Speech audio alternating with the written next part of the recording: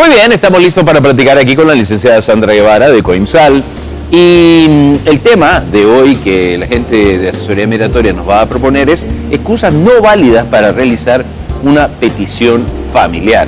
Y sobre todo, ¿esto ha cambiado un poco ahora con el endurecimiento de normas o sigue exactamente igual? Han habido algunas variantes a partir de que el presidente de los Estados Unidos ha estado diciendo de que él no está de acuerdo con la migración en cadena, o sea, con los procesos de petición familiar, y que considera pues que el ingreso de una persona y la obtención de un estatus migratorio como residencia o ciudadanía tendría que ser con base en méritos.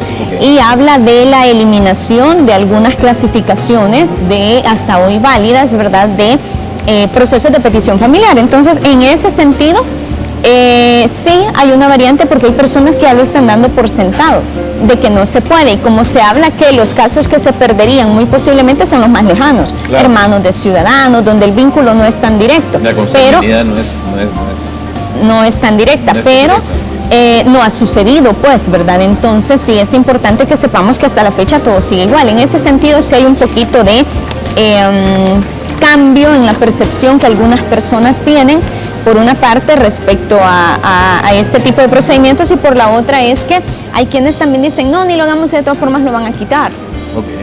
Y eso no ha sucedido tampoco, o lo que la gente dice ahorita, esto está suspendido, y no, ¿verdad? Esto sigue manejándose tal cual se ha venido haciendo los años anteriores. Las formas, lo que ha variado son pagos, las versiones de los formularios, pero los procesos siguen siendo los mismos. Pero ¿cuáles son algunas de las excusas que no son válidas para hacer un proceso de petición familiar? Esto es importante que la gente lo conozca, porque muchas veces la persona que está en los Estados Unidos le dice eso.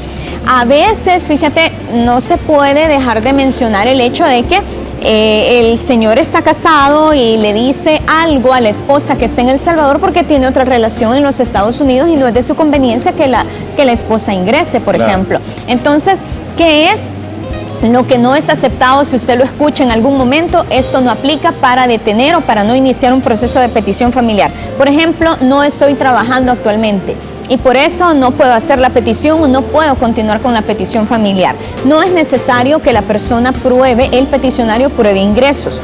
Sí es parte del proceso, pero se puede subsanar con un segundo fiador. Así es que el hecho de no estar trabajando impedimento no es, ¿verdad? Se puede continuar bien con el proceso. Igualmente la gente dice, tengo muy poco tiempo de ser residente permanente, por ejemplo, o tengo muy poco tiempo de haber agarrado la ciudadanía. Con los ciudadanos no sucede mucho, porque ellos como que tienen un poco más de conocimiento de los beneficios y de lo que implica el estatus. Pero sí, en el caso de los residentes permanentes, tengo muy poco tiempo de ser residente. Realmente no se requiere un tiempo en específico, o sea, no hay que esperar 1 año, 2, etcétera, para poder hacer un proceso.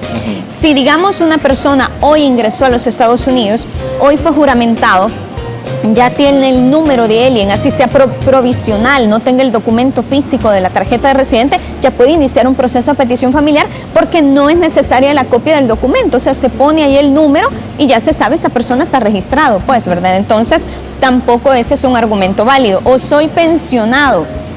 El hecho que una persona no esté laboralmente activa, ya sea porque está deshabilitado, porque ya se retiró, o porque es ama de casa, por ejemplo, o no genera ingresos, porque sí, no trabaja. Entonces, no es impedimento para hacer la petición familiar. Los pensionados igualmente pueden peticionar a sus familiares, y siempre se busca la figura del segundo fiador, ¿verdad? Que puede ser un pariente o un amigo que sí cubra los montos mínimos de ley para poder hacer el proceso. Tener un familiar directo indocumentado. Esto afecta, muchas veces los beneficiarios sienten eso, y también algunos peticionarios. No, son procesos individuales. Y un ejemplo, yo voy a peticionar a mi mamá, pero mi hijo está de manera indocumentada. Son trámites distintos que no tendrían que afectar el uno del otro.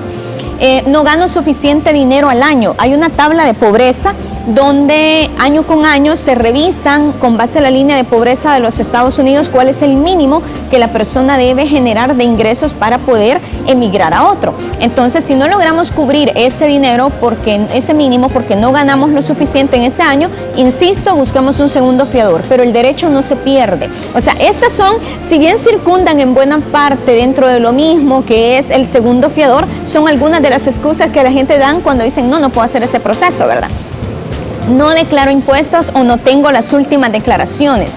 Aquí sí a veces puede ser impedimento porque la gente sí tiene problemas con el Departamento de Rentas Internas de los Estados Unidos. Este sí ya sería un escenario diferente, ¿verdad? Que no hemos estado declarando, que le debemos al gobierno, etcétera.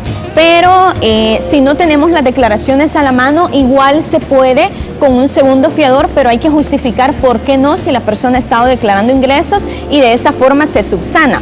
Ya realicé una petición familiar anteriormente, no es impedimento. Media vez los ingresos lo permitan, una persona puede emigrar si su grupo familiar son 14 hermanos, puede llevarse a todos los hermanos, media vez los ingresos lo permitan o los del segundo fiador, ¿verdad? También. Y no tengo un familiar que me pueda servir como fiador. Esta suele ser una excusa, no es necesario que sea familiar, puede ser una persona particular y no es necesario tampoco que esté en el mismo estado, que es otra confusión que sea, sí es que tengo un amigo pero él está en un estado diferente al mío. Claro. Aplica, media vez presente todos los documentos que se requieren y no es necesario, esto yo siento que es bien amigable que no sea del mismo estado y se logra cubrir para poder hacer el proceso o continuar con el mismo, porque hay gente que ya arrancó y lo dejan parado porque creen que alguna de estas cosas, no generar suficiente dinero, tener poco tiempo en el trabajo, etcétera, les impide poder continuar con el trámite.